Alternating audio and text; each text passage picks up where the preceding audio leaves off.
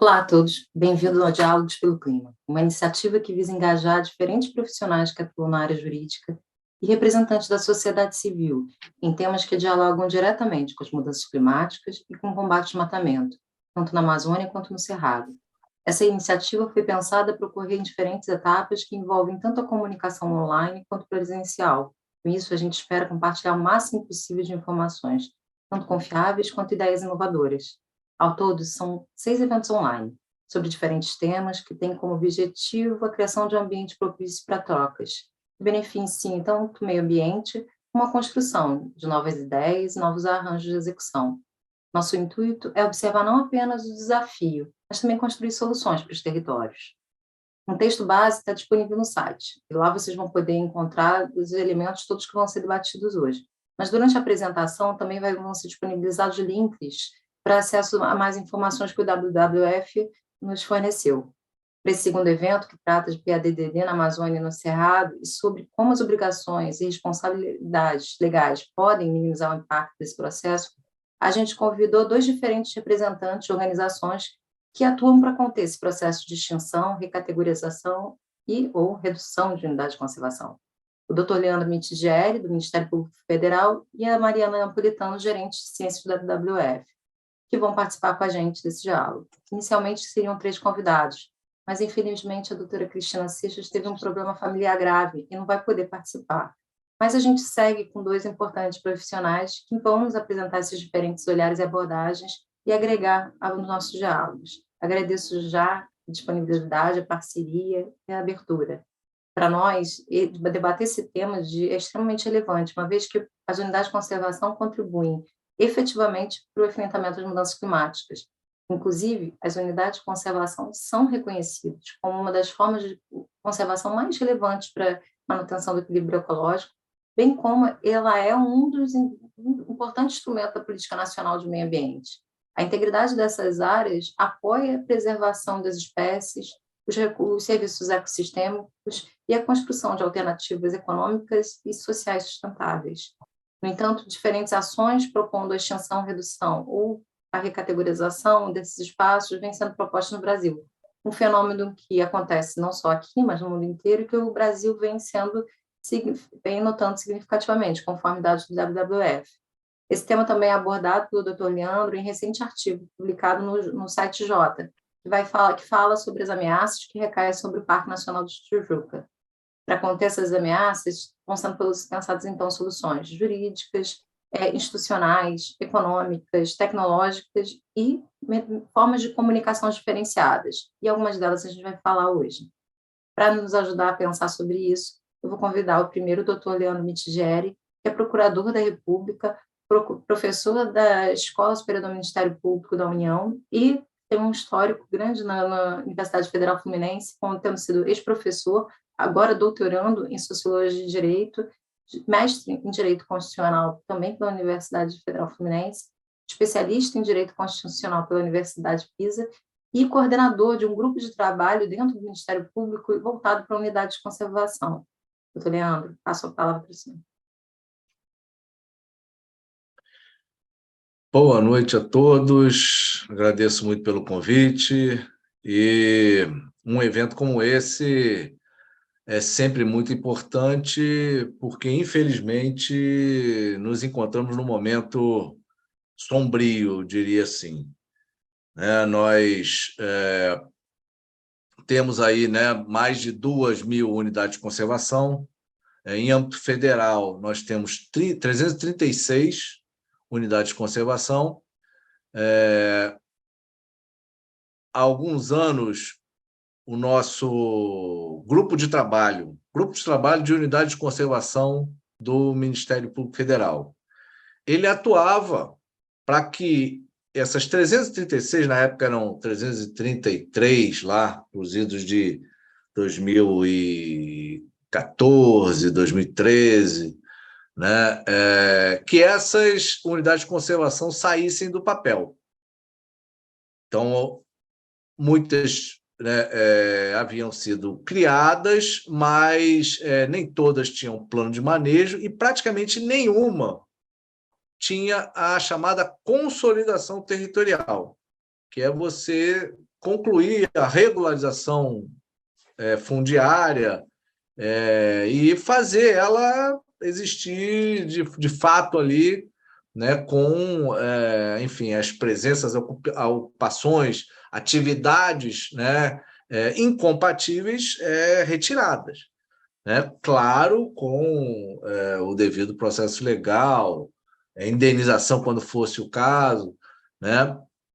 E essa era a luta, porque o Brasil havia atingido ali na época ali por volta de 2003 a 2009, né, principalmente na época ali da ministra Marina Silva, né, o Brasil tinha alcançado ou chegado muito perto de alcançar a meta 11 de Aichi, né, que são metas dentro da Convenção sobre Diversidade Biológica, né, e que os países ali que tinham celebrado aquele acordo deveriam, né, até 2020, deveriam proteger 17% das áreas terrestres e 10% das áreas marinhas. Então, o Brasil, ele já, com essa quantidade de unidades de conservação criadas, ele chegava ali perto. Mas, como eu falei, muitas dessas unidades de conservação não tinham saído do papel, tinham sido criadas, mas não implementadas. Mas aí acontece aí uma reviravolta, né? Eu diria que ali um ponto de inflexão, né? Um turning point aí, teria acontecido em 2016. Né? Em 2016, você começa a identificar ali, eram medidas provisórias, inclusive, com propostas de redução, extinção ou recategorização de unidades de conservação. Né? Ali, naquele caso, eram principalmente unidades no sul do estado do Pará. Então, isso realmente, na época, causou uma grande mobilização do Ministério Público Federal. Né? Também havia, né, o esboço de um projeto de lei para várias outras unidades de conservação na Amazônia, no estado do Amazonas, né? E isso tudo, enfim, foi muito enfrentado por meio de notas técnicas e atuações das mais diferentes. Agora, a verdade é que, passado esse tempo, de 2016 ao momento atual, nós temos aí, num levantamento que nós fizemos em 2021, aproveitando, inclusive, dados de outras organizações que atuam na questão, né? Nós temos aí, por esse levantamento de 2021, cerca aí de 2 dezenas de projetos de lei para extinção, redução ou recategorização de unidades de conservação. Né? A gente tem aí um caso emblemático, para falar de uma questão bem atual, né? A primeira unidade de conservação que a gente pode chamar assim nesse formato moderno no mundo teria sido aí o Parque Nacional de Yellowstone, né? De 1872. E no Brasil, em 1937, nós temos o Parque Nacional de Itatiaia, 1937. Tá? Esse parque, a primeira unidade de conservação do Brasil, ele até hoje não tem a sua consolidação territorial. E como se não bastasse, né, esse absurdo, nós estamos aí nos deparando com a iminência do julgamento do recurso especial 1996696 do Rio de Janeiro, né, que discute justamente isso. Como não teria havido aí a desapropriação, né, das terras ali, oriundas do decreto de criação desse Parque Nacional, né, a tese dos proprietários é que, então, não realizada essa desapropriação em 5 anos, o decreto estaria caduco, né, a tese da caducidade desse decreto de criação da unidade de conservação. Né, o que acaba, né, sem querer fazer um argumento aqui ad terrorem, mas por ameaçar a própria existência da unidade de conservação. Então, isso a gente está falando da primeira unidade de conservação criada no país.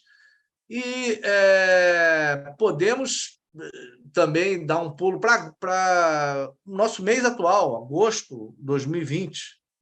Né? Acabamos de ter a notícia do projeto de lei aprovado no Senado que reformula os limites da Flona de Brasília. Né? Projeto de lei 2776 de 2020, agora aprovado no Senado em agosto de 2020. Então, a questão é atual, presente, iminente e muito sombria, porque muda-se completamente a forma de se pensar nos espaços territoriais especialmente protegidos, ou, de uma forma genérica, das áreas protegidas no país. Então, se a gente for pensar, né, e aí o Ministério Público Federal tem duas câmaras, né? Uma é a de meio ambiente, a quarta câmara, a outra de povos e comunidades tradicionais, a sexta câmara. Mas, em se tratando de terras, as duas questões estão intimamente ligadas e é assim que a gente trata delas no Ministério Público Federal. Então, se a gente for observar, você tem um conjunto de áreas protegidas que vão compor, né? Não só unidade de conservação, mas terras indígenas e demais terras tradicionais, como, por exemplo, terras quilombolas. Hoje, mais cedo, inclusive, estava um momento histórico aqui em Armação dos Búzios, assinando uma escritura de doação de uma área para o Quilombo de Baía Formosa. Aí é um outro tema, mas a gente tem aí, do território nacional como um todo, né, apenas 12% desse território é de unidade de conservação. Terras indígenas, 13,5%. Terras quilombolas, uma vergonha.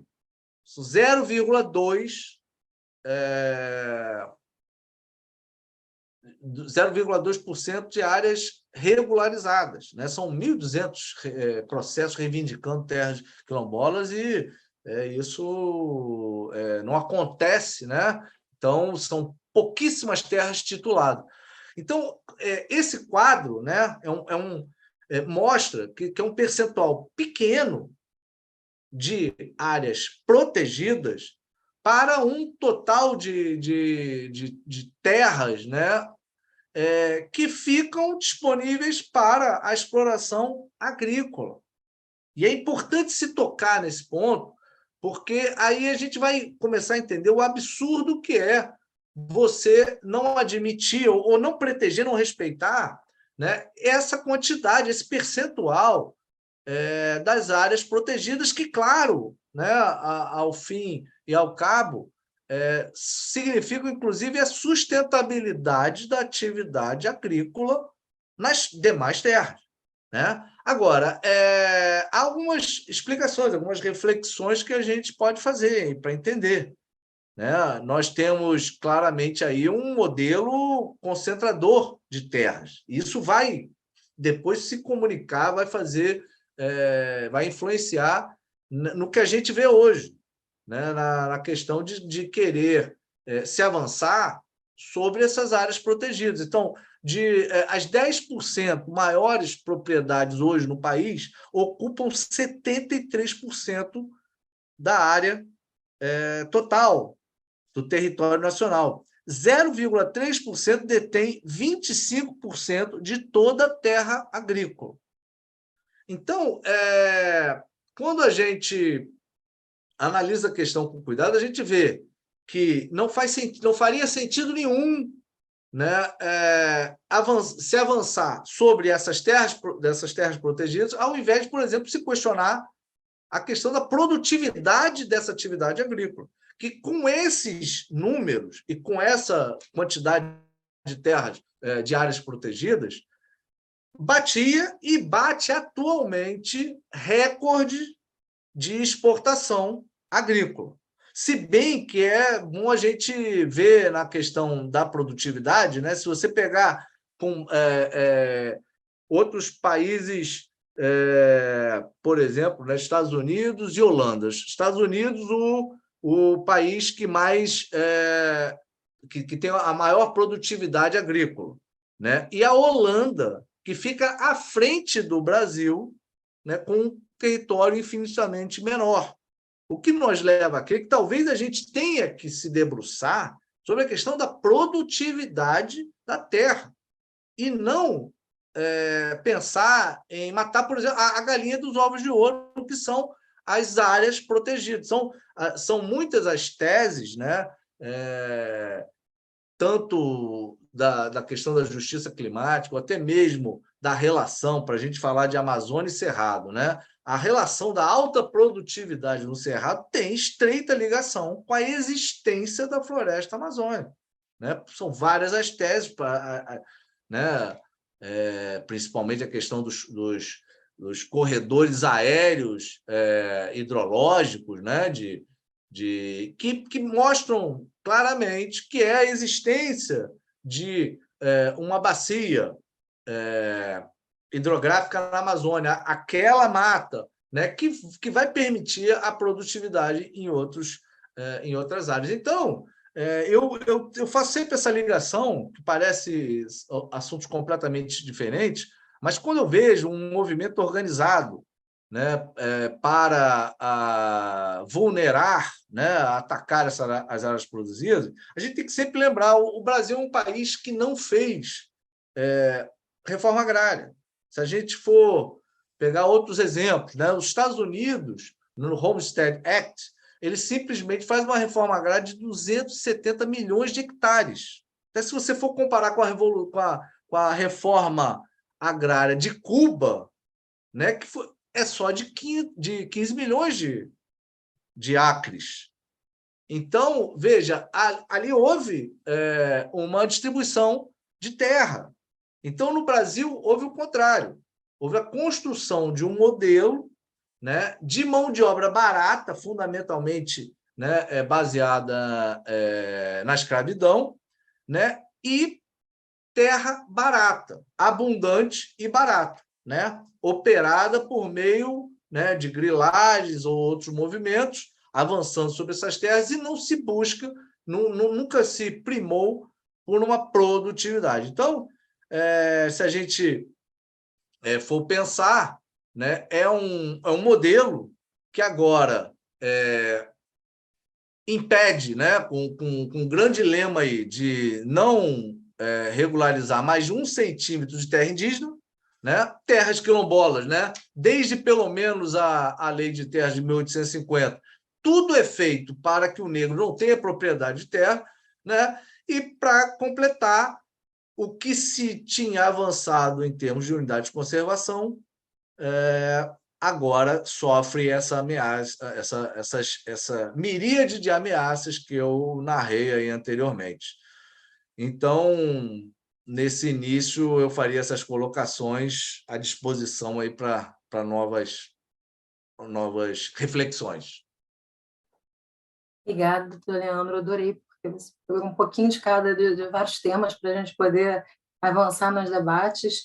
Em especial, eu vou puxar duas coisas aqui, que é essa virada, enquanto a gente está falando de consolidar as unidades de conservação, de repente a gente passa a falar sobre extinguir elas por caducidade, por outros processos. Ao invés de resolver uma questão, você resolve eliminando ela da sua frente. Só que a gente está num momento de mudanças climáticas significativas, o mundo inteiro alertando.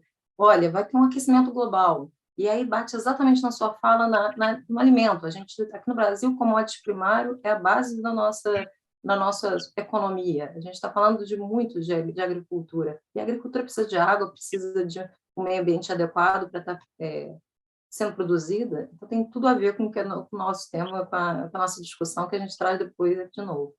Eu vou passar, já passando a conversa para a Mariana Neapolitano, que ela só vai fazer a apresentação.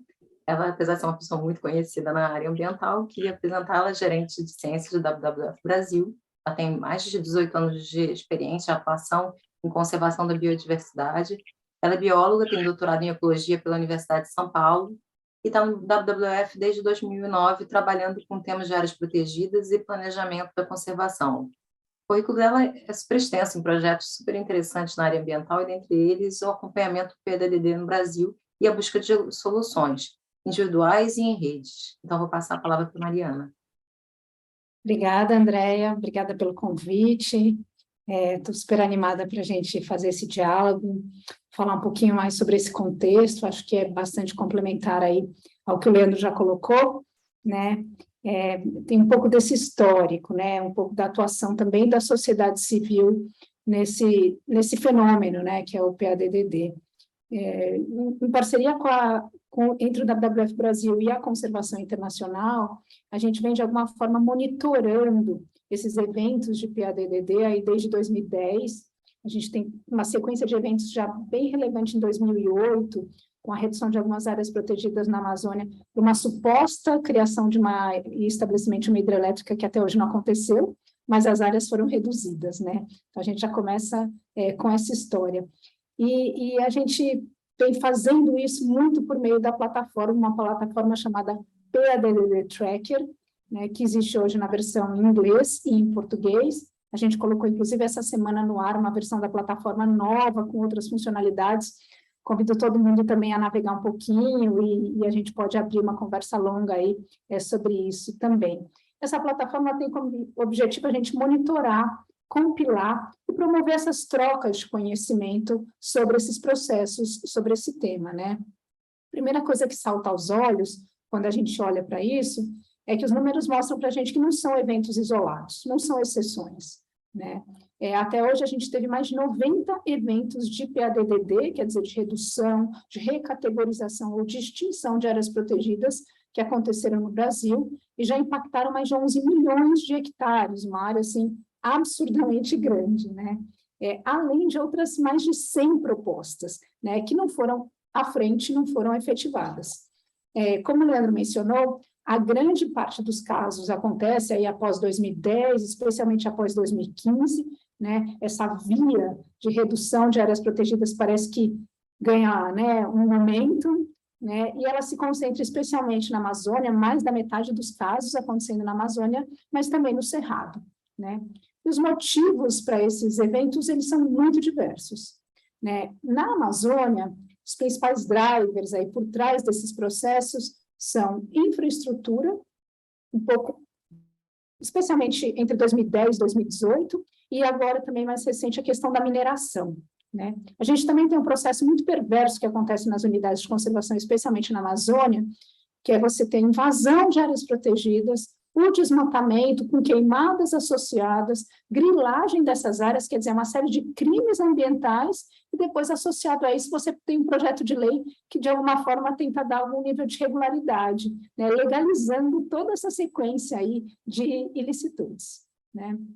Voltando aqui para a questão da Amazônia, então, falando um pouco dessa interação entre áreas protegidas, unidades de conservação e infraestrutura, a gente, inclusive, tem um estudo que chama Tendências de PADDD na Amazônia, eu acho que ele é de 2018, 2019, né? E nesse estudo a gente tentou mapear essas interações, essas sobreposições. E o que a gente vê é que mais de 110 unidades de conservação na Amazônia têm a sua área ameaçada por algum projeto de infraestrutura, seja ele um projeto de uma rodovia, de uma ferrovia ou de uma barragem. Isso soma aproximadamente 30 mil quilômetros quadrados de área que potencialmente seriam impactadas aí por esse processo, especialmente nos estados do Pará e do Amazonas, né? Também mineração é um fator bastante relevante. A gente fez um estudo em 2018, olhando para essa sobreposição, e a gente vê que mais de 200 unidades de conservação têm alguma porção do seu território sobreposta por processos minerários. Até, Leandro, se você puder comentar isso depois, é algo que acho que vale a pena a gente aprofundar, né? Pela lei, a gente tem que unidades de conservação, né, especialmente áreas de proteção integral, etc., não são passíveis de mineração, mas a gente continua vendo a Agência Nacional de Mineração liberando licenças de pesquisa, de lavra garimpeira dentro dessas unidades, né, o que dificulta bastante a atuação de alguns órgãos e confunde muito os ritos do processo. Esse é um problema enorme, por exemplo, agora na região do Tapajós, várias flonas aí tomadas pelo garimpo, e também essa atuação em que o órgão ambiental, o ICMBio, muitas vezes é avisado a posteriori, né, do que está acontecendo dentro da unidade de conservação. No Cerrado, o principal driver por trás desses fenômenos de PADDD é a questão do uso da terra, associado especialmente à agricultura e à pecuária, né? A gente também tem esse estudo de sobreposição dessas tendências de PADDD no Cerrado, e o que salta aos olhos é a questão da sobreposição com o CAR, com o Cadastro Ambiental Rural, nessas áreas, né? Então, assim, só para dar alguns exemplos, o Parque Nacional de Brasília tem mais de 82% da sua área com algum CAR sobreposto a ela. Mesma coisa para a Estação Ecológica de Uruçuiuna. Você tem outras áreas, como o Parque Nacional da Serra da Bodoquena, que tem 67% da sua área sobreposta a cadastros ambientais rural. Obviamente, a gente não conseguiu, né, ainda descobrir se parte desses cadastros eles são legítimos, são de proprietários que ainda não tiveram, né, as suas terras aí indenizadas pela criação da unidade de conservação, mas a gente sabe também que tem muita especulação, né, nesses processos, né? E enquanto a gente não tem um processo, né, uma estratégia de regularização fundiária do SNUC séria, com metas, com recursos, e também um processo mais acelerado aí da questão do CAR, da validação dos CARs, de como resolver esse passivo ambiental, esse problema, ele aumenta, e aí a gente vê esses projetos de lei aparecendo, que trazem essa questão da caducidade. Em 2021, agora no ano passado, a gente desenvolveu um estudo junto com a FGV e um guia com alguns argumentos jurídicos, né, para que a gente possa avaliar esses processos, né? Nem todo processo de PADDD ele é necessariamente negativo, né? É que o que a gente tem visto é que 99% são, né? Mas muitas vezes o que pode acontecer é um processo para você reverter alguma injustiça histórica em criação de áreas muito antigas, alguma sobreposição com comunidades tradicionais, se bem que hoje a gente tem visto que essa dupla afetação de áreas tem sido muito mais pacificada. Então, os parâmetros e as condições estabelecidas e que devem ser considerados nesses processos legislativos de PADDD, a gente levantou isso com base em uma série de coisas, por exemplo, o direito internacional, a legislação, a jurisprudência no nível nacional também, né? E o que a gente aponta nesse estudo é que, primeira coisa, é a questão do tipo de instrumento jurídico que está sendo colocado nesses processos. Então, o Leandro mencionou a questão de medidas provisórias, que hoje a gente já tem, né, um consenso maior, né, que projetos de PADDD não devem acontecer por medidas provisórias, mas a gente também tem o caso dos jabutis, né, que são aqueles projetos de leis tratando de outros assuntos, e que ali um artigo aparece ali bem assim no cantinho da página, aí também vai reduzir a ação C, tá? E isso passa, né, ou em emendas, então esse tipo de coisa ainda acontece. A falta de estudos técnicos que embasam e justificam esses eventos, a falta de consulta pública, né? Como eu já disse também, esse tipo de processo, quando ele legaliza crimes ambientais ou ilicitudes, né? E compromete, por exemplo, os atributos de criação dessas áreas. Esses são algumas, ou, por exemplo, quando esses projetos não prevêem compensação. Esses são alguns critérios mínimos que deveriam ser atendidos para a gente abrir uma discussão sobre PADDD, né? E na maioria das vezes a gente não tem esses critérios mínimos sendo atendidos, especialmente no nível estadual, mas também no nível federal, né? Um exemplo que eu posso mencionar, Leandro falou de Itatiaia, mas a gente também tem o caso de Rondônia do ano passado, né, que é um caso bem emblemático, assim, de como esses processos acontecem, a pior forma de discussão desses processos, né? Então, a gente teve a redução de mais de 90% da reserva extrativista Jaci-Paraná e também uma parte do Parque Estadual do Guajará-Mirim, somando aí mais de 200 mil hectares, sendo aprovada da noite para o dia na Assembleia Legislativa Estadual de Rondônia, um processo muito acelerado, né, que passa, teoricamente, por uma sanção do governador, que obviamente não acontece, né, e descriando aí uma área enorme da Amazônia, né? A gente sabe que a RESEC Jaci-Paraná tem um processo de invasão, de ocupação, de expulsão dos moradores tradicionais, bastante grave. Hoje a gente tem mais de 150 mil cabeças de gado dentro dessa reserva, então uma situação super crítica que precisa ser discutida com mais profundidade, né? E o que aconteceu é que, na verdade, o Tribunal de Justiça de Rondônia teve que reverter esse processo, né? A gente participou de um amicus curiae, junto com outras organizações da sociedade civil, que acabou, no final do ano, resultando na reversão desse processo. Então, esse é outro tipo de processo de como não se deve acontecer, né, um processo de PADDD. Andréa pediu para eu falar um pouco das soluções, do que a gente tem feito, o que a gente precisa fazer, qual que é o caminho, né, para a gente diminuir, né, a velocidade desses processos, a necessidade desses processos. Para a gente, um dos pontos fortes é essa atuação em redes, né, toda essa construção, essa linha de atuação, essa frente de atuação, especialmente quando a gente faz esse trabalho de advocacy no Congresso Nacional, nas assembleias estaduais, ele acontece em parceria, de uma forma coletiva. Então, hoje a gente tem a Coalizão ProUC, que muitas organizações da sociedade civil que trabalham nesse tema atuam, né, como a SOS Mata Atlântica, a TNC, a Amazon, a Imaflora, a Rede ProUC, e a gente faz um trabalho conjunto muito forte de atuação no Congresso para monitorar e atuar sobre esses casos, né? Eu acho que esse trabalho em rede, ele nos fortalece, né, e ele mostra que a gente não está discutindo a questão de uma organização ou outra, mas, de fato, defendendo o interesse da sociedade como um todo, né, e parceria com as organizações locais, né, acho que esse é um trabalho que a gente vem fazendo cada vez mais. Então, por exemplo, no ano passado também, a gente fez um projeto de treinar e capacitar organizações locais do Cerrado para atuar em casos de PADDD, né? E a gente, às vezes, apoia com algum suporte, alguma orientação, mas, de fato, eles como os entes mais legítimos, né, para falar e atuar sobre esses processos. Acho que uma coisa muito importante também nesse caminho é comunicação, né? A gente precisa falar mais para a sociedade sobre os riscos, sobre o impacto, sobre esse contexto maior sobre o qual, porque a gente não está só retirando um pedacinho de uma unidade de conservação, a gente está reduzindo 11 milhões de hectares num contexto, como o próprio Leandro falou, em que a gente perdeu praticamente 20% da Amazônia, e a gente sabe que se a gente chegar em 25%, a gente pode ir para um estado aí, de uma floresta completamente degradada e que perde os seus serviços ecossistêmicos. E a gente tem um estudo que saiu essa semana que fala que a Amazônia é responsável por 25% de todas as chuvas que acontecem no sul e no sudeste brasileiro. Então, é nesse contexto que a gente está discutindo cada hectare, cada projeto de lei. Então, informação, conhecimento é muito importante, mas também comunicação de uma forma muito mais positiva. Acho que a gente tem um patrimônio natural que vem sendo cada vez mais reconhecido pela sociedade. A gente tem uma situação de pós-pandemia que as pessoas têm sim buscado cada vez mais áreas verdes no seu dia a dia, nas suas viagens anualmente, né? Um dado recente do ICMBio mostra como a visitação dessas áreas aumentou significativamente, né? E aí eu vou mencionar duas iniciativas rápidas que a gente tem nesse sentido.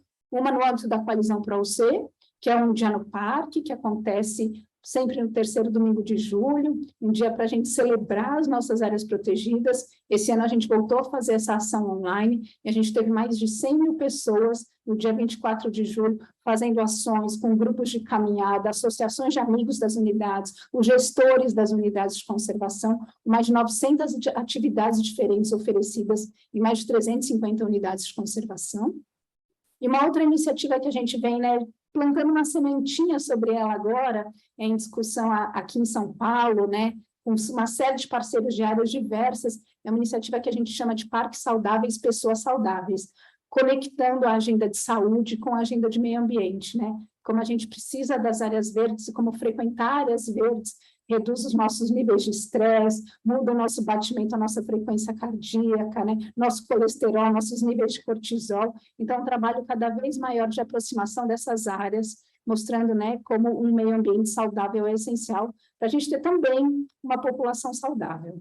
Acho que essas são algumas ideias iniciais aí que eu deixo para a gente continuar essa discussão.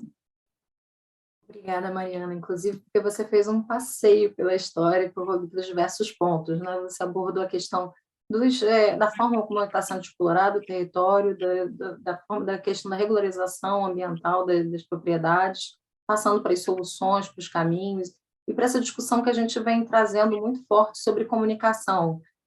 Qual é o vínculo das pessoas com a natureza, com o ambiente?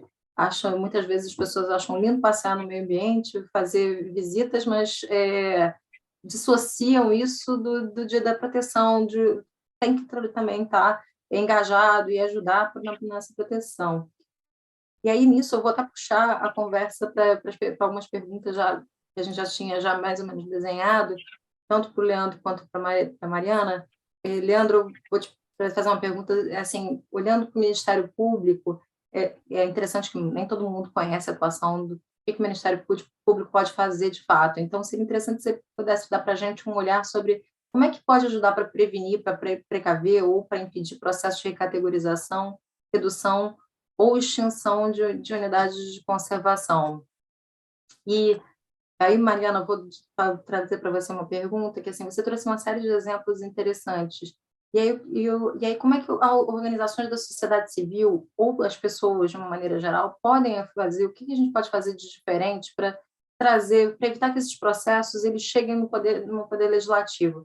Tem alternativas econômicas, tem olhares diferenciados que a gente pode pensar para consolidar esses territórios e evitar que essa pressão fundiária ou dentro dos cadastros ambientais aconteçam, esse processo que você estava tanto falando de primeiro coloca fogo, invade a área e aí depois regulariza, como é que a gente pode transformar de repente essas unidades em áreas mais consolidadas que evitem esse processo? Eu vou passar essa primeira pergunta para vocês e a gente vai rodando um pouco.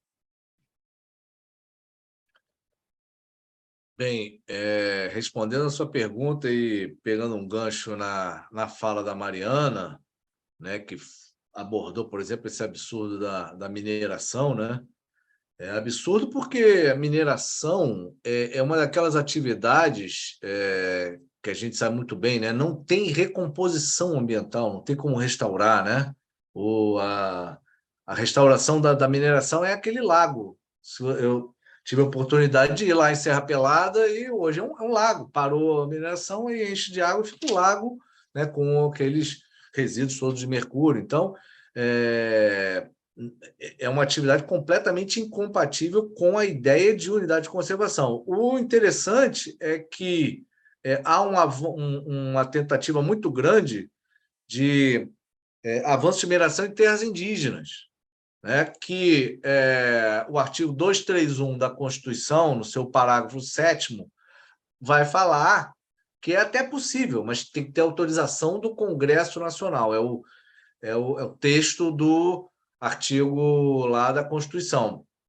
E aí, mas são vários projetos, aí, várias tentativas de flexibilizar isso, né? E talvez uma das mais curiosas, uma das estratégias mais curiosas, tenha sido agora uma tentativa no Conselho Nacional de Povos e Comunidades Tradicionais, né? Um conselho criado para fazer essa interface, essa comunicação, né, para, na verdade, fazer a interface da política nacional de povos e comunidades tradicionais. Chegou lá no Conselho, já há algum tempo, um pleito dos garimpeiros para serem reconhecidos como povo tradicional. Então, talvez pegando uma carona em toda a nossa luta para os povos e comunidades tradicionais terem, inclusive, os direitos territoriais previstos na Convenção 69, alguém teve essa brilhante ideia. Então, a gente vai, como garimpeiro, buscar ser reconhecido como povo e comunidade tradicional, né? Então, isso não avançou, até tivemos várias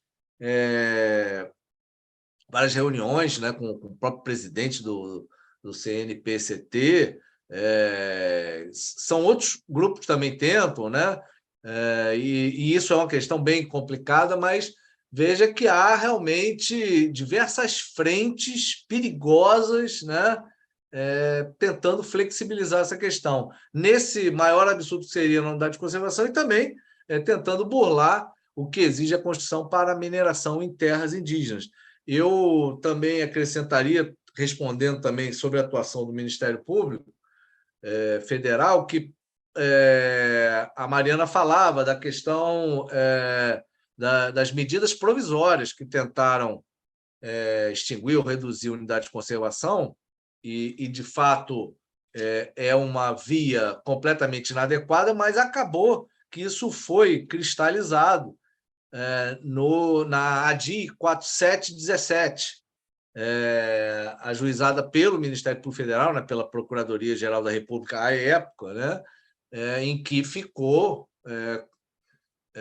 cristalizado o entendimento do STF de que essa redução não pode ocorrer via medida provisória, porque não está completamente incompatível com o rito da medida, do rito célere da medida provisória, você fazer, né, essa redução e extinção de unidade de conservação, ou recategorização de unidade de conservação. Até aproveito para mencionar, porque eu falei de vários projetos de lei nocivos, mas aí a gente também precisa mencionar algum projeto favorável, né? Então, por exemplo, o projeto de lei 5174/2019 torna obrigatória a realização de prévio estudo técnico e consulta para redução ou recategorização de unidade de conservação. É mais ou menos o que a gente já defende, mas tem um projeto de lei também, ao nosso ver, bem intencionado nessa parte. Sempre lembrando que é uma bandeira do Ministério Público Federal a vedação ao retrocesso ambiental. Então, e aí há uma nota técnica do meu GT que até tentou trabalhar melhor essa ideia, porque isso não é nenhuma invenção, isso também tem já a jurisprudência do Supremo abraçando a ideia da vedação ao retrocesso. Então, você avançou na preservação do meio ambiente. Até esse princípio ele se aplica a direitos humanos como um todo, mas vamos ficar na questão do meio ambiente. Você avançou na preservação, conservação do meio ambiente, você não poderia retroceder, né? Então, isso é muito complicado, é uma bandeira muito difícil. Agora, repito, já foi afirmado pelo STF, não é invenção do Ministério Público Federal, que, por exemplo, adotou essa tese quando da alteração do Código Florestal, né, do novo Código Florestal. Então, a atuação do Ministério Público Federal diante desses outros projetos de lei, né, dessas mais de duas dezenas que eu mencionei, tem sido, né, claro, primeiramente, uma tentativa de diálogo com o Poder Legislativo, que, em alguns casos, fora essas questões que eu coloquei aqui, que restringem até mesmo a atividade do Poder Legislativo, como eu mencionei aqui, vedação a fazer isso por meio de medida provisória, vedação ao retrocesso em outros casos, né? Agora, nos demais casos, o Poder Legislativo, né, atentar para as nossas notas técnicas e não levar isso à frente. Eu só mencionaria aqui mais uma questão de que, na vedação ao retrocesso, é interessante a gente pensar não só na Convenção de Diversidade, de Biodiversidade, a Convenção de Biodiversidade das Metas de Aichi, que eu mencionei antes, mas a própria COP de redução aí também de gases, porque o que a gente entende, né? Esses tratados internacionais tendo veiculado, né, normas protegendo o meio ambiente, né, sendo já também consignado pelo Supremo Tribunal Federal no MS 22164 de São Paulo, que o direito ao meio ambiente ecologicamente equilibrado é direito fundamental. E para fechar, não sei se está ficando muito complexo, né? Mas para fechar, entendendo o STF também, que tratados internacionais que veiculam direitos humanos têm um caráter supralegal, ou seja, mesmo que não aprovados com rito de emenda constitucional, eles ficam acima do restante da legislação, é o que o ministro Gilmar Mendes chamou de supralegalidade. Você descumprir esses tratados internacionais que eu mencionei você fica sujeito à chamada controle de convencionalidade, que é quando você descumpre uma convenção internacional que está acima das leis. Você faz um projeto de lei que contraria uma dessas convenções, você estaria sujeito a esse controle de convencionalidade. Isso é uma outra tese também que o Ministério Público Federal, por meio do meu grupo de trabalho de unidade de conservação, luta aí para emplacar.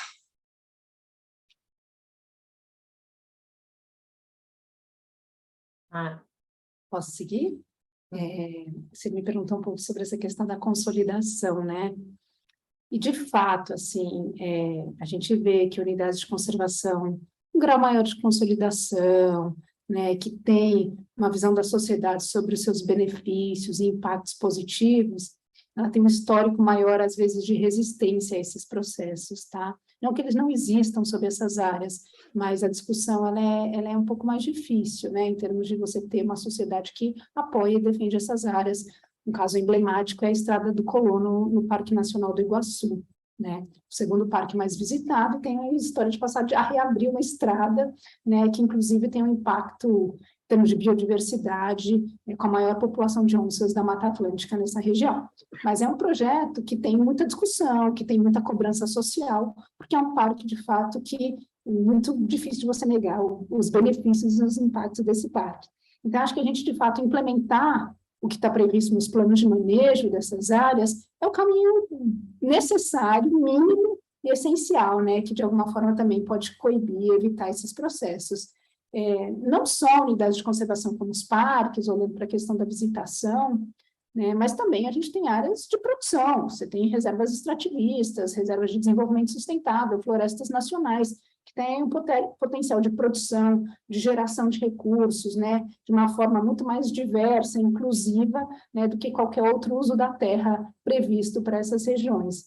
Acho que uma agenda muito forte, que está sendo discutida amplamente, a agenda dos produtos da sociobiodiversidade, tem um potencial enorme de crescer. Obviamente, para fazer tudo isso, o que a gente precisa? A gente precisa de recurso humano, a gente precisa de recurso financeiro.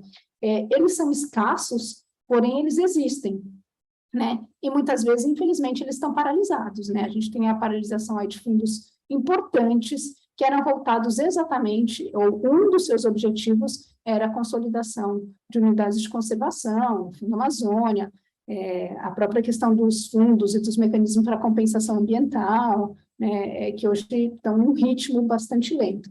Existem outros mecanismos financeiros, né? Não poderia deixar de falar do programa ARPA, aí, que tem um histórico fazendo 20 anos esse ano, né, protegendo mais de 60 milhões de hectares de unidades de conservação na Amazônia, promovendo essas condições mínimas para essas UCs, que são unidades de conservação que, de fato, têm um grau de efetividade de gestão acima das suas parceiras que não possuem esse apoio. A gente acabou, né, de finalizar um estudo recente sobre o impacto do programa ARPA na redução do desmatamento e das emissões.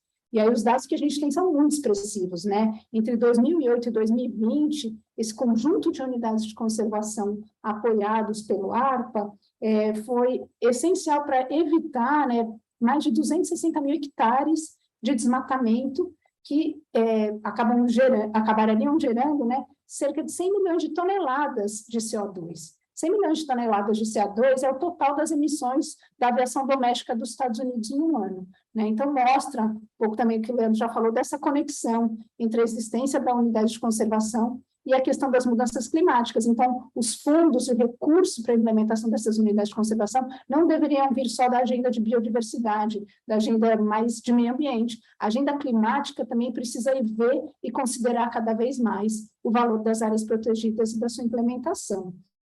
Acho que isso é um pouco assim do que a gente tem de soluções, né? A outra coisa é, de fato, ver essas áreas com núcleos, né, centrais, especialmente para algumas regiões, de dinamização da economia, né? Regiões que têm potencial turístico, acho que isso é muito forte, né? E aí você tem toda a Mata Atlântica com áreas protegidas emblemáticas, áreas no Cerrado, até na Amazônia, quando você vai olhar o crescimento do turismo em regiões como Alter do Chão, que, né, você tem essa situação de resex, unidades de conservação, promovendo extrativismo, experiências de visitação super interessantes, diversas, inclusivas, com participação da comunidade, sendo impactadas por um rio ficando enlameado por causa do garimpo.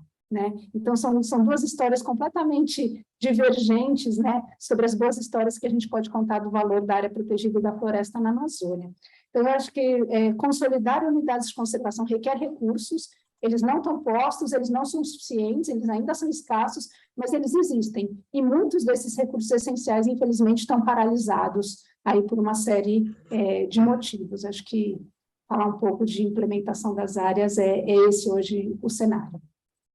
Muito obrigada. Eu vou, então, já está puxada para depois de você para a segunda rodada de perguntas, mas eu queria te perguntar o seguinte: você trouxe dados super interessantes e importantes da conexão da agenda de conservação com as mudanças climáticas. Só que esse discurso ainda fica restrito a um grupo de pessoas. A gente ainda tem um desafio de comunicar, de usar a tecnologia, as inovações para poder chegar ao nosso público e criar esse vínculo todo que a gente vem conversando. Um Dia no Parque é uma iniciativa muito bacana, porque ela inicia esse processo de criação de vínculo. Qual é a sua relação? Mas como que mais a gente pode fazer utilizando inteligência artificial? Sei, a gente tem hoje a comunicação, ela é parte do nosso processo básico de dia a dia. Como é que a gente pode explorar isso cada vez mais? Eu sei que isso é uma pergunta de $1 milhão, mas vou direcionar para você. Doutor Leandro, o Afonso Silva, ele faz uma pergunta. Caro Leandro Mitigieri, boa noite. Afirmativas como a do primeiro-ministro da Inglaterra, John Major, não sei se é assim que fala, as nações desenvolvidas devem estender os domínios da lei ao que é comum a todo mundo, de todos no mundo.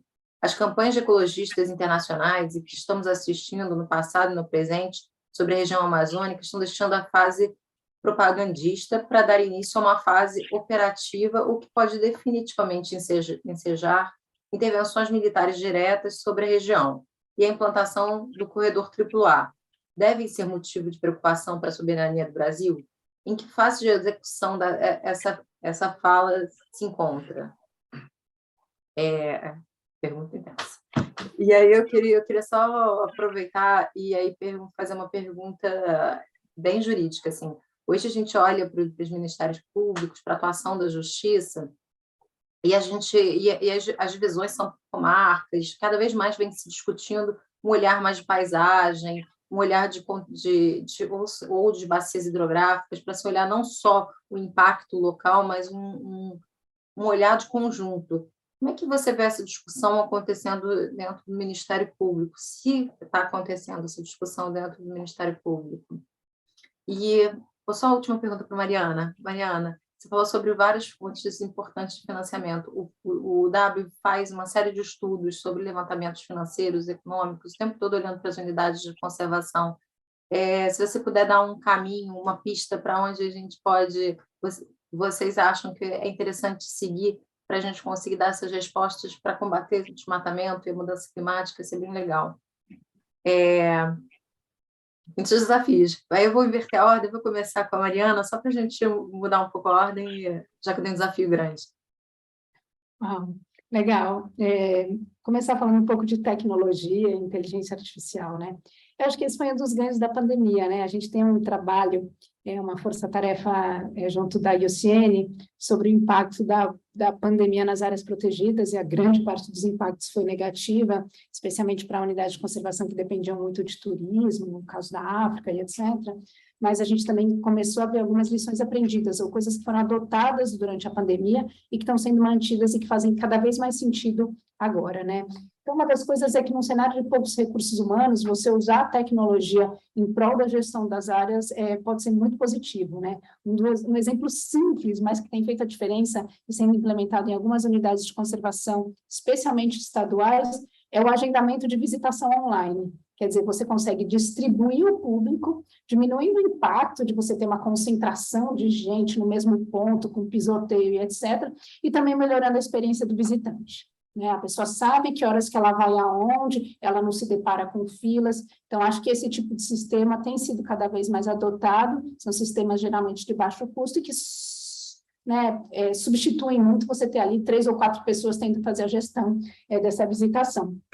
Outro ponto importante nessa relação da tecnologia é como é que a gente sustenta essa relação entre as áreas protegidas e as pessoas, né? Porque muitas vezes A gente não consegue ir para um parque nacional ou para uma área emblemática, né, todo mês, toda hora, como todos nós gostaríamos, né? Você vai uma vez por ano e olha lá, né? É uma visita planejada, que tem custos e etc. E você ter algum tipo de afiliação dessa pessoa àquela área, né? Seja por meio de seguir um perfil no Instagram, seja por meio de receber uma newsletter, que você mantenha aquele público engajado, e aí você começa a passar informação para essas pessoas de uma forma muito tranquila, muito lúdica, sobre o que aquilo faz parte de um conjunto muito maior e que, de repente, tem uma ameaça. Eu acho que tem cases maravilhosos, né, nos Estados Unidos e na Europa, como a gente mantém essa conexão entre as pessoas e o meio ambiente, mesmo pessoas em ambientes urbanos que muitas vezes não têm essa oportunidade de frequentar semanalmente uma área protegida. Então, acho que a tecnologia vem aí ao nosso serviço, muitas vezes de várias formas, dentre essas que eu mencionei, que é reportado aí por muitos dos gestores das áreas. Lá, em termos de estudos econômicos, enfim, é um mundo de soluções. Eu acho que o que a gente tem visto cada vez mais é que não existe uma solução, né, única, e o que a gente tem buscado são fundos, mecanismos, sistemas que sejam cada vez mais diversos, em que você tem aí recursos de parcerias privadas, recursos de fundos públicos, entrando aí num sistema amplo que dá segurança para quem está apostando nesse investimento, dá estabilidade, amplia a escala desses fundos e faz com que a gente consiga, inclusive, gerenciar instabilidades que acontecem na economia que a gente não consegue prever, mas sabe que elas virão. Então, acho que mecanismos aí cada vez mais diversos, que incluem vários sistemas, né, é o que a gente está mirando em termos de financiamento para conservação. Falando um pouco mais especificamente sobre áreas protegidas, eu acho que a gente sai de uma visão muito filantrópica, né, de recursos vindo de doações, recursos da sociedade civil, ou dependente muito fortemente de recursos orçamentários, e pensando como a gente, de fato, consegue fazer essa ponte, né, essa conexão, seja de compensação de danos, né, de riscos, de responsabilização ou de compensação. Então, acho que a gente trazer esse debate, né, de como as áreas protegidas ajudam, sim, a reduzir as emissões, e não só isso, elas também não são áreas estáveis, que, além de tudo, elas podem ser reduzidas ou descriadas, fortalece muito, né, o discurso e a narrativa sobre a importância dessas áreas nesses mecanismos financeiros climáticos. Então, acho que esses são alguns dos caminhos que a gente está vislumbrando aí para vencer, de alguma forma, esse desafio, né? Acho que tem interesse do setor privado, a gente já viu isso de diversas formas, acho que ele precisa ser melhor organizado, coordenado, com uma governança que seja, de fato, mais representativa, né? Inclusive com participação das comunidades que estão e que representam essas áreas, mas eu acho que tem caminhos aí interessantes para a gente construir uma agenda mais positiva para esse tema. Obrigada, Mariana. Vou passar, então, para o doutor Leandro.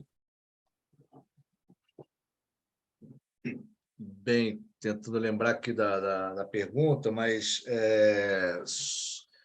sobre essa questão da soberania, eu acho um assunto que, se a gente tivesse tempo, eu adoraria tratar dele de forma aprofundada, porque nesse local, por exemplo, em que foram mortos agora, né, o servidor da FUNAI e o jornalista inglês, né? Em 2003, eu era procurador da FUNAI, procurador da Advocacia Geral da União, atuando na FUNAI, no estado do Amazonas. Então, aquela área, justamente ali nas fronteiras da Frente de Proteção Étnico-Ambiental, que é muito interessante, porque antes era uma frente de atração, que ali é um local com muitos índios isolados, né? E antes era uma frente de atração desses índios, e passou a ser uma frente de proteção étnico-ambiental. Então, ela inverteu o sinal da coisa. E naquela área, é impressionante a gente pensar, né, que justamente a ausência do Estado brasileiro, né, e Estado brasileiro o que é? É o posto da FUNAI, que não existe mais. Os postos da FUNAI, que isso foi desmantelado, né? É a atuação do ICMBio nas unidades de conservação ou do IBAMA, né, na fiscalização ambiental, né, das pistas clandestinas, da madeira, do desmatamento, né, e das Forças Armadas, né, que, inclusive, tinha um desafio muito grande de conseguir chegar com autonomia de voo em todos esses cantos, que, às vezes, os bimotores, né, monomotores, chegavam, né, e da própria Polícia Federal, né, que precisa ser apoiada, né, quando faz uma operação de apreensão de madeira ilegal, né? Então, isso tudo, respondendo à pergunta, a presença do Estado, não só nessa teoria da conspiração, de que estão pretendendo fazer alguma... É mais simples, a coisa é mais simples. Se não houver a atuação do Estado via essas instituições que eu coloquei, você, de fato, tem, por exemplo, um movimento na época dos madeireiros peruanos, que colocam em risco, houve até incidentes internacionais, colocam em risco, sim, a soberania, a segurança ali das fronteiras, né? Assim como alguns outros casos. Então, essas instituições que, fazendo, inclusive, a defesa do meio ambiente e das terras indígenas, também é uma outra confusão, que é bom que a gente tente corrigir, né? Porque parece que aí regularizou a terra indígena, isso vai entregar aquele pedaço para alguma nação estrangeira. A terra indígena, ela é um bem público federal, então é um bem da União. Então, ao invés de ficar sujeito a uma grilagem, alguma outra desvirtuamento, a terra indígena ela vira um bem público da União,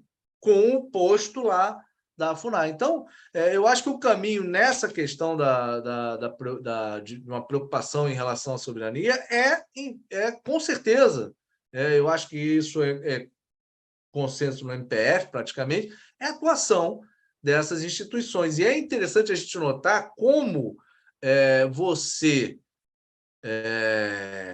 negligenciar essa parte, como aí sim você começa a causar, né, uma situação que coloca em risco, sim, que começa a ser questionada a soberania de um país. É só a gente lembrar como é que surge o direito ambiental na década de 70, Estocolmo, 1972. Quais são os primeiros tratados, né? Quais são os primeiros diplomas de direito ambiental? São justamente conflitos em que um país com uma fábrica fazia produzir uma chuva ácida num país vizinho e achava, como ainda não havia uma teoria das externalidades, achava que não estava nem aí, não tinha nenhuma responsabilidade com esses resultados que ficavam, né, externos à sua cadeia ali de produção, à sua atividade econômica, né, esses efeitos colaterais. Né? Então, a mesma coisa, a famosa questão dos rios europeus, né?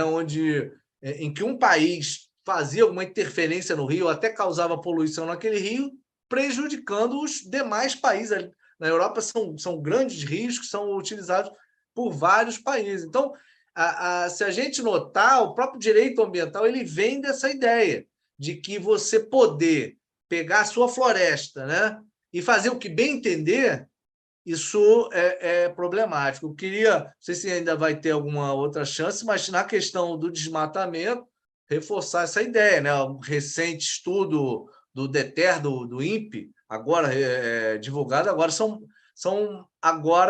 estamos alcançando mais de 1.000 quilômetros quadrados por mês. Né?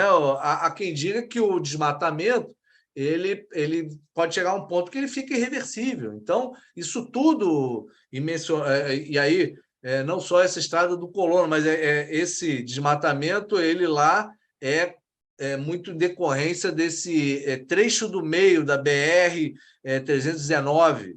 Então, são essas obras assim que são ressuscitadas e que realmente colocam o país nessa situação de vulnerabilidade, desmatando 1.000 quilômetros quadrados de mata por mês, né?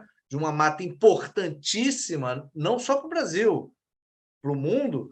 Realmente isso você não só vai matar galinhas dos ovos de ouro, vai colocar em xeque todas as estratégias de economia verde, que é realmente uma saída econômica para países como o Brasil, como também você chega nessas situações assim um pouco dramática, né? De começar a ser questionado até mesmo na segurança nacional, na soberania. Super obrigada, gostei da resposta. Foi um desafio.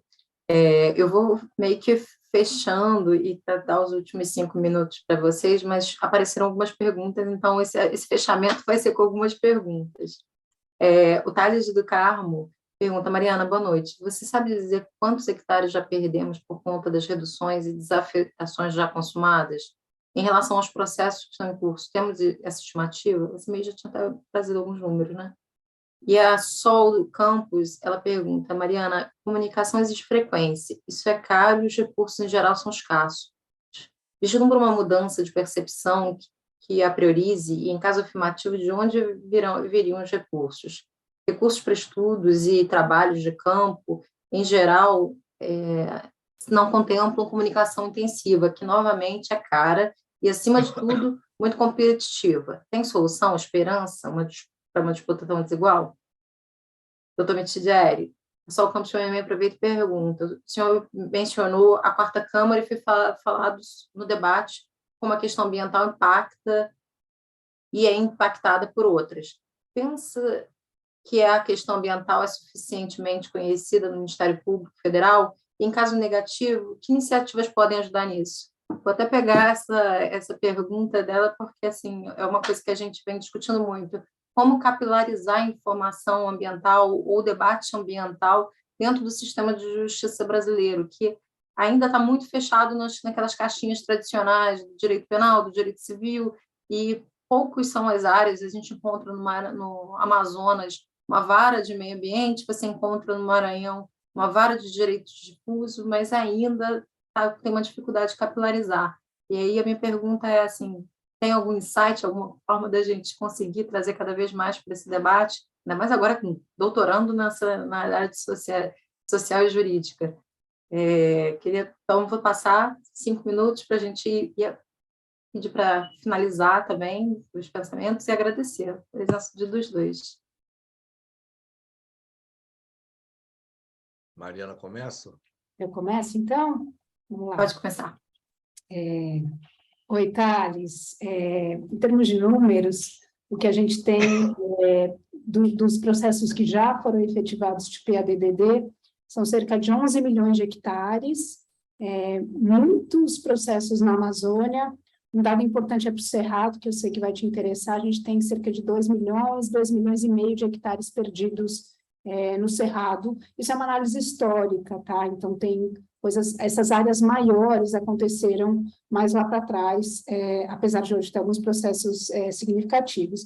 Em termos dos processos em curso, que são essas 2 dezenas de processos ativos aí que o Leandro mencionou, e eu posso mencionar alguns deles, né? Eu estava até listando aqui para a nossa conversa. Então, tem a Estrada do Colono, que a gente já mencionou, a gente tem a questão de Itatiaia, no Parque Nacional do Iguaçu. A gente tem alguns processos que, em termos de área, são bem significativos, como a redução da Resex de Cumendes, que, junto dela, tem a recategorização do Parque Nacional da Serra do Divisor, que é um parque que eu acho que tem quase 900 mil hectares, para uma APA, né, uma área de índios isolados, com uma das áreas com maior biodiversidade da Amazônia. Você tem redução no Parque Nacional São Joaquim, você tem transformação da Resex Canavieiras numa APA. Aí, assim, só entre esses que eu falei, a gente está falando de aproximadamente 1,5 milhão de hectares, tá? Então, isso é mais ou menos a área hoje que está em risco. Muito difícil falar de área, porque o que acontece também é que, ao longo da discussão do processo, vai entrando um monte de emenda, e um processo que começa com 20 mil hectares, com compensação e etc., no final da história vira um processo de 200 mil hectares sem nenhuma compensação. Até o caso da Floresta de Brasília é um pouco isso, em termos de que era um projeto que previa algumas compensações, no meio do caminho isso foi caindo, em termos de estabelecimento de outras áreas, tá? Então, difícil falar de área, porque normalmente ela vai crescendo ao longo da discussão. Na pergunta sobre comunicação, como fazer comunicação? Comunicação é uma coisa cara. Eu acho que a gente tem vários erros, muitos erros nesse processo, e aí, graças a Deus, muitos aprendizados, né? Eu acho que um dos aprendizados é que comunicação, mais do que nunca, ela precisa ser simples, né? A gente, às vezes, vai para um processo muito complexo, de comunicação, e muitas vezes a gente deve buscar o óbvio, simples, e o que está no dia a dia das pessoas. Então, vamos criar uma nova ferramenta, um novo aplicativo. Não. O que as pessoas usam? Qual é a linguagem que elas usam? Como é que a gente fala com elas no dia a dia delas? Traz exemplos, né? E, para mim, assim, um sucesso em termos de comunicação e engajamento, que eu já falei aqui, é um dia no parque. Acho que outra questão em termos de comunicação é a gente estar preparado para perder o controle. Né? Você lançar uma faísca e que, de repente, ela ganha aí o tamanho que for e capilariza. Acho também que essa comunicação que se perde, que vai para o pequeno, que entra nessa escala local, ela é muito importante em termos de unidades de conservação. A discussão das unidades de conservação, ela acontece em muitos momentos nesse nível, no nível local. É ali que a gente precisa mostrar, muitas vezes, o benefício e o impacto dessas áreas. E é muito difícil a gente estar presente em mais de 2.500 unidades de conservação, pensando em estratégias de conservação. Então, muitas vezes, o que a gente precisa pensar é quais são as grandes plataformas, né, que a gente pode pensar juntos, co-desenhar, né, para que depois esses processos, esses caminhos, de fato, aconteçam e a gente perca um pouco o controle disso. Acho que esse é o bonito dessa história de comunicação, né? O Dia no Parque é uma iniciativa que, comparada com outras que a gente já experimentou e já testou, ela tem um custo super baixo, né? O que ela tem, de fato, é a força do engajamento, a força do coletivo, né? A força de todo mundo que trabalha com isso, achando um momento para se reunir e falar sobre esse tema. Então, acho que existem alguns caminhos.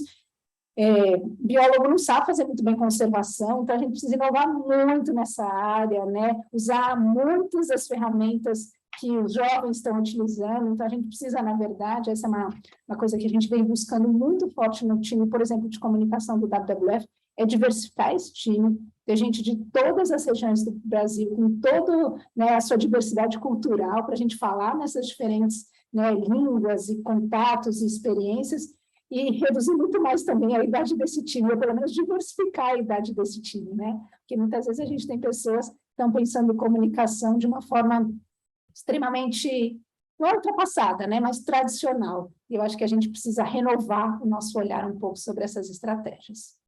Algumas ideias que ficam. Eu queria terminar agradecendo muito, né, esse debate, agradecendo a Andréia, todo o time do Fumbio. Leandro, foi super legal estar junto com você nessa conversa, e eu fico à disposição aí para continuar esse papo, seja em momentos mais bilaterais ou em outras conversas mais amplas assim, quando todo mundo quiser. Muito obrigada. Obrigada, Mariana, demais. E só para te trazer um complemento interessante, a gente estava discutindo com a comunicação do Fumbio, o TikTok. A gente usar as ferramentas modernas para falar, para contar histórias, para ensinar muitas vezes que estão aí disponíveis, né, para a gente utilizar. E, doutor Leandro, eu vou passar a palavra, mas já com uma outra pergunta aqui que chegou a duas, então eu queria aproveitar para poder ver se eu pude acrescentar na sua lista. É porque o José Moacir Ferreira Ribeiro, ele pergunta o seguinte: qual a opinião sobre programas que utilizam sequestro de carbono como forma de ajudar na questão do aquecimento global? Esses mecanismos de aquecimento de carbono. E o Alexandre Tavares, se tem como fazer desmatamento sustentável. Bem, começando pela questão lá do Ministério Público, eu sinceramente não acho que falte... Estou tentando lembrar como é que era a pergunta, mas se capilaridade ou conhecimento, eu acho que o tema é bem capilarizado e há uma importância grande no Ministério Público para a questão ambiental. Eu, por exemplo, quando ingressei, eu via que talvez não houvesse uma comunicação grande entre essas duas câmaras que eu mencionei, né, a sexta e a quarta Câmara, né, porque eu vou sempre defender essa tese, né, o povo e comunidade tradicional tem que ser entendido como aliado, né, os estudos mostram bem isso. Onde há povo tradicional, comunidade tradicional, é onde ainda tem mata, e às vezes onde ainda tem meio ambiente, às vezes é por onde começa, né? Uma unidade de conservação é criada, não pode tirar a fazenda porque não indenizou, não pode acabar com a atividade lá porque não fez. Aí você começa pelas restrições ao povo e comunidade tradicional. Então, e essa comunicação melhorou. Então, eu acho que até nós temos enunciados em conjunto sobre as sobreposições, uma atuação que evoluiu muito, eu acho que nessa parte avançou. O que é um problema, né, muito atual é, por exemplo, você acabar com algumas estruturas que funcionavam bem ou, pelo menos, que estavam aí na luta.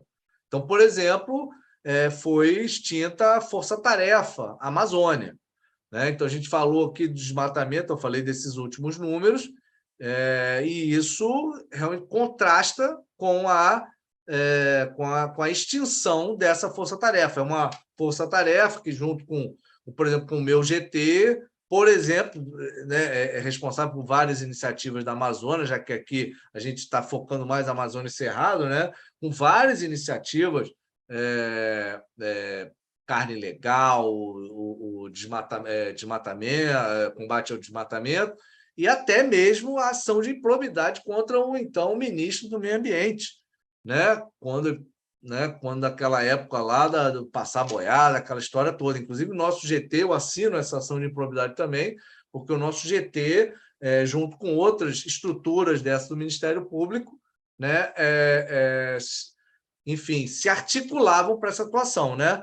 A notícia da criação dos ofícios da Amazônia, que é um tema muito interessante, mas é complexo, é muito interno, uma questão interna, mas está sendo aí estão sendo criados esses ofícios para atuar na Amazônia, né? Ofícios de meio ambiente. Então, vamos dizer, uma compensação por a falta, por exemplo, de uma força-tarefa dessa. Em relação às outras questões, né? Essa ameaça sobre a unidade de conservação, ela é uma questão real, né? Por exemplo, a gente tem o PL 2001-2019, que ele simplesmente pode fazer ruir o SNUC como um todo, não é uma unidade de conservação aqui, outra ali, ser reduzida ou extinta. Ele fala ali que não consolidou territorialmente, não indenizou todos os proprietários lá impactados pela sua criação dentro do prazo de 5 anos, né? A unidade deixa de existir. E ele não fala que é ex-tunc, ou seja, para frente. Ex-tunc, não retroagindo. Ele pode retroagir também, porque não há nenhuma ressalva nesse PL. Então, são realmente questões muito sérias e que são reais. E é preciso dizer que nesse tema de regularização fundiária, de consolidação territorial, o MPF defende, sim, que na criação da unidade de conservação o proprietário seja, via devido processo legal, indenizado.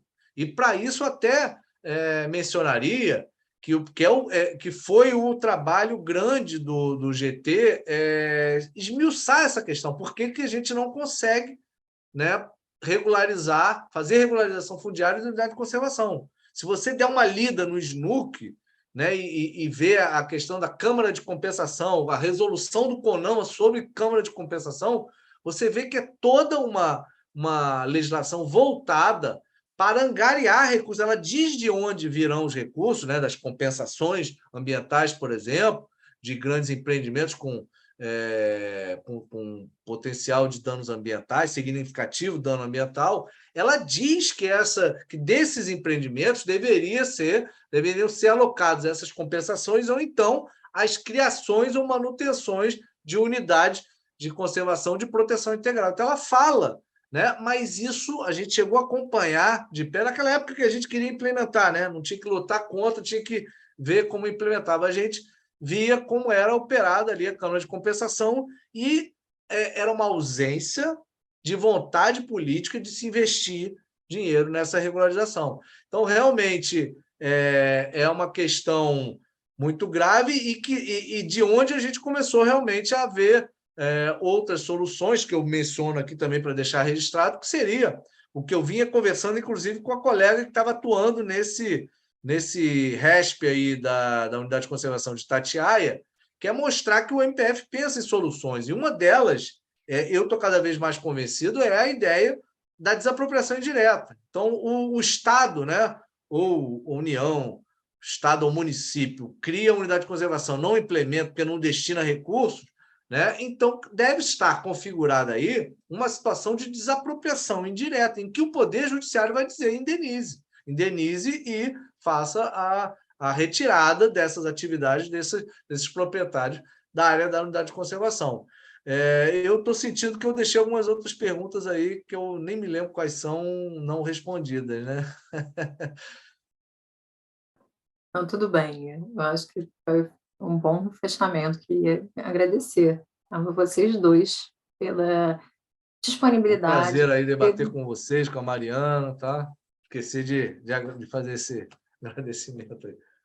Não, eu que tenho que agradecer, em nome do FUNBI, do programa Copaíbas, Diálogos pelo Clima, com a super participação. Vocês trouxeram muitos pontos interessantes que vão ser trabalhados ao longo dos nossos encontros presenciais também. A gente vai trazer esse conteúdo para o encontro presencial e buscar soluções junto com os parceiros do Ministério Público, procuradores, magistrados, pessoas que estão atuando dentro do sistema de justiça brasileira e que podem fazer diferença em diferentes conflitos que hoje existem. Também queria agradecer a todos que participaram aqui online, acompanharam o evento, fazer, na verdade, um convite, que no dia 13/9 a gente continua com um debate sobre mensuração do dano ambiental no âmbito das mudanças climáticas. Esse desafio da gente falar sobre valoração de dano. Agradeço muito, obrigada a todos, e a gente se vê em breve, pessoal, dia 13/9.